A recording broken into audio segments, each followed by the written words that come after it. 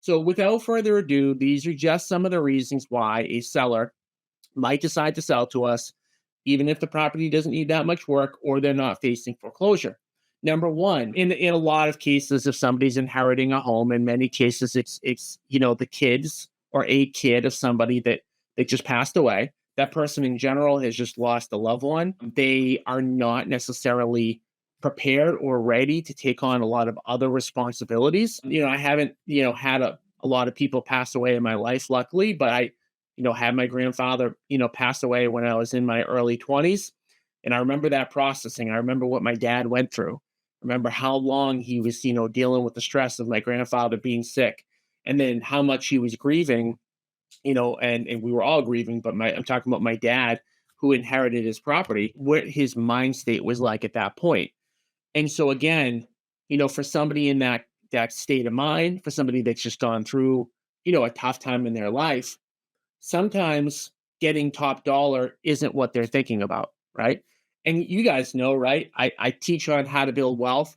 I think I'm pretty money motivated, but there are times in all of our lives where we choose to not make the best financial decision, meaning like your decision is not 100% based on maximizing money, right? It's why like I spend a ton of money on my kids, right? For stuff that I know, like, that they're not going to utilize long term, or maybe it wasn't a good use of money. But again, this is something that we all do. We all have the ability and have all made choices in our life where we said, yeah, not the best, money decision, but I'm making this decision for a reason.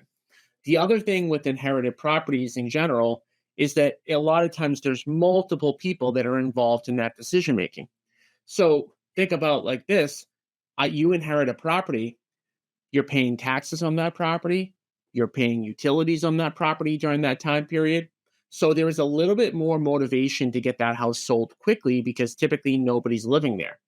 In addition, who is going to be the one, taking the lead there?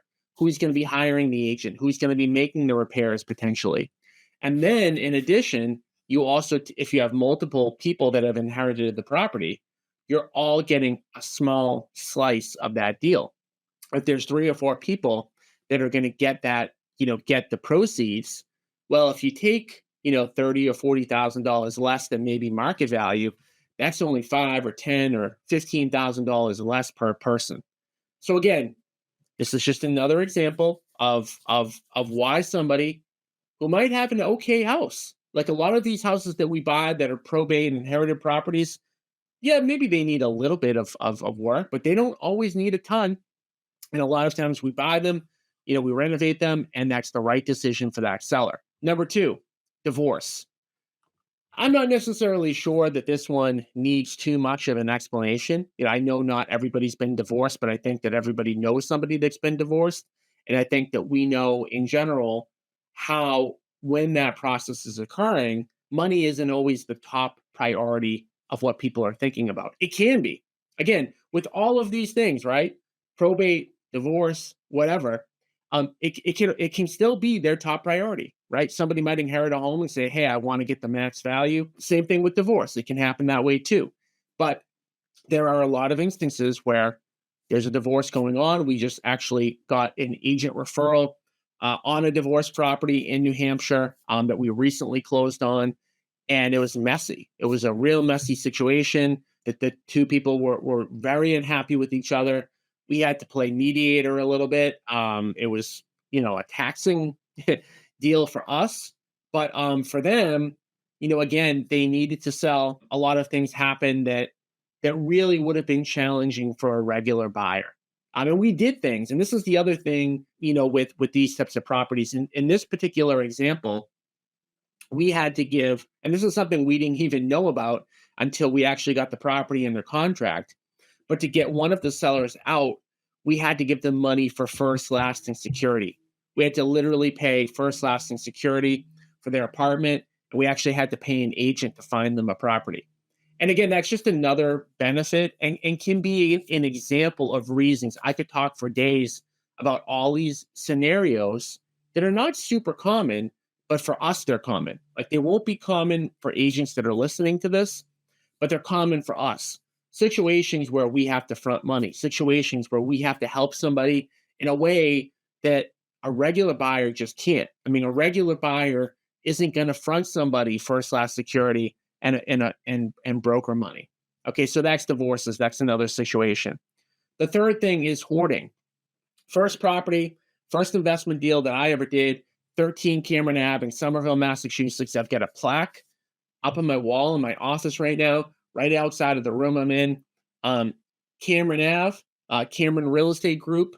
The name of my brokerage was named after this deal. The first deal we ever did. A lot of you know the story. I went out on the appointment.